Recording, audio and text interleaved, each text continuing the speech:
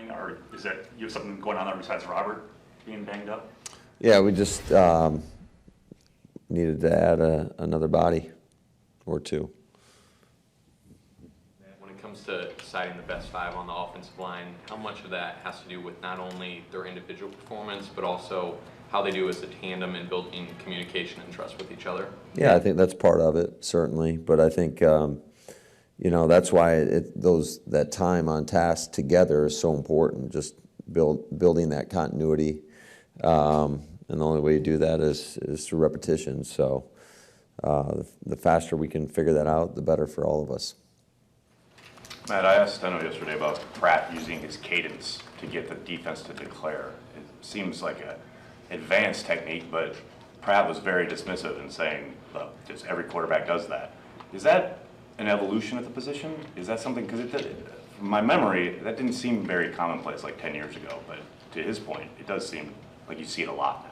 Yeah, I mean, that's one of the advantages you have on offense is the use of cadence. That's why it's so imperative that we get discipline, that you can use a variety of different cadences and you're not false starting yourself. So that's something that absolutely, I think it's kind of a lost art, I would say, coming from the college game where a lot of these guys are using their hands to clap, to get the center to snap the ball. So that is definitely an emphasis, I would say, for all quarterbacks coming into this league, especially I can speak for ourselves in our system. It's imperative. Matt, what are you hoping to see out of Samari Toure this summer? Just a guy that goes out there and when given opportunities to make plays. I think he had a really good play last practice where got a free play.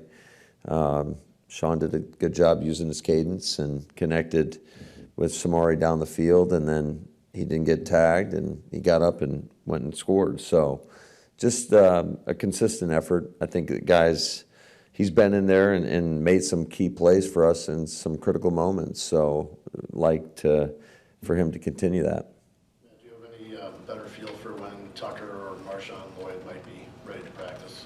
Yeah, I think you'll see Lloyd out there today for Indy.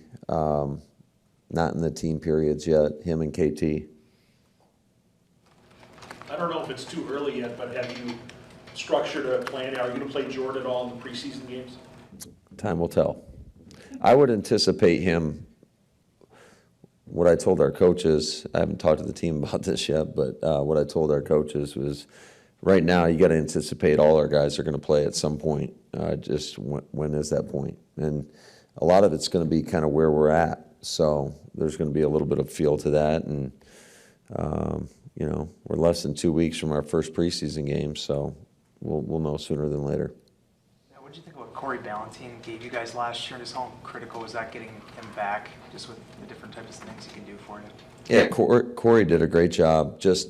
He was in a tough situation because there were a lot of games where maybe he wasn't anticipating starting, and then on a Friday or a Saturday, hey, you're going in there, you got to go play ball. And I thought he did an outstanding job. Just whatever we asked of him, he was always prepared. And that's the expectation, because you don't know. And I know it's cliche, you're one play away, but you got to have that mindset. You got to prepare like a starter. I thought he handled that like a mature player, and went in there and played a lot of meaningful snaps for us, and also gave us a boost on special teams. So he's a versatile player that did a lot of good things for us.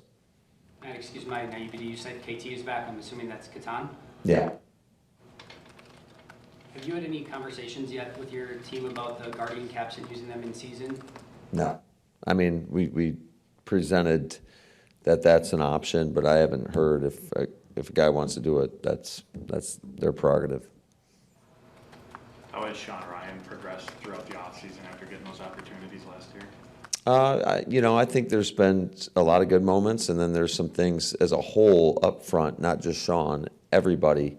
We got to do a better job up front. So, but I think Sean, again, played a lot of meaningful snaps for us. He's getting some work on both sides of the line, on the left and on the right. So he's a guy that is competing for a spot.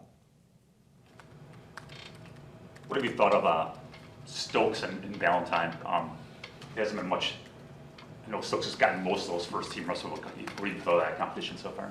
Yeah, I think the more corners that you have, the better you typically are. And I think we've got a lot of guys that can go in there and play some good football for us. And I think Stokes has looked like the guy that we thought he could be. I think he's done an outstanding job out there. And CV, he just continues to make plays. He had another big pick last practice, and I just love how he competes. I think both those guys have done an outstanding job, and it'll be a great competition throughout the course of the preseason and as we get into games. What was your coaching point to Jordan after that pick that he threw to King? Because, it's a nice play by the rookie, no doubt about it, but just felt uncharacteristic from Jordan. Well, so it was a choice route, and typically when we run a choice route, and I know the coverage was a little bit tight, but if the receiver feels the coverage kind of like separate and nobody's on them man-to-man, they should sit down, and that's what Jordan was anticipating. Now, to take it a step further, and this is why reading with your feet is so important, typically on choice routes, because you don't know what the receiver's always going to do, you usually throw it with a hitch, and he plant and threw the ball. So it's something that I'm not overly concerned about. I think that, we got to continue to rep guys. It's hard to get a lot of guys the necessary reps at running choice routes. Usually it's a select few guys that get those types of routes, and he just needs more time on task, and we got to do a better job of reading with our feet in that situation. Is that built into the playbook as far as like, these are the routes, and then this route in particular is a choice route? Oh, yeah. It's called choice for a reason. That's a concept. So, and just dependent upon, we can run choice routes where there's no companion route, meaning like you're basically isolated one-on-one with nobody around you. We can run it out of a two-man stack. We can run it out of a bunch. So there's different ways that we can run it. And it kind of, based on your formation, sometimes the defense presents itself a little bit different. And Ja was kind of not really getting a lot of depth there. And so Christian broke inside when really we should, in all actuality, sit down in that situation. Matt, are you seeing the year 2 progress you'd like to see from Daniel at punter? Yeah, I think Daniel's had an outstanding offseason, in practices.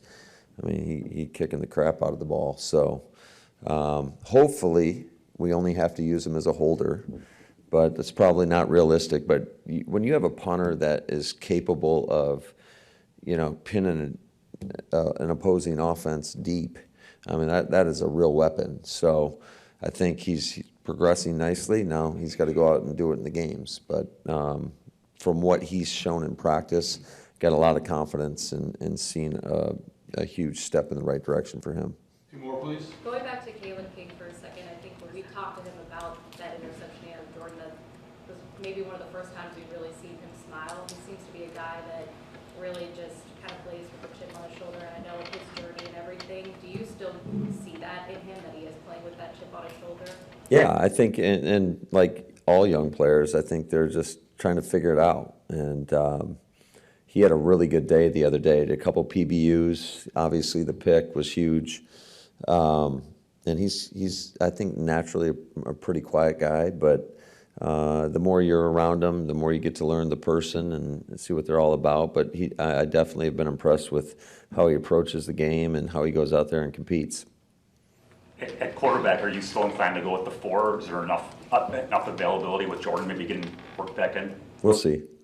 I think that it'll day by day we'll figure it out. But it is hard. It's harder to rep 4 guys. That's just the nature of the beast, and it's a little bit easier when we start 2 spotting. You get more reps for everybody. Today we're only doing 1 period of 2 spots. So today, just coming off the off day, it's going to be a lower volume day. We won't be out there quite as long. Tomorrow we'll get a ton of reps.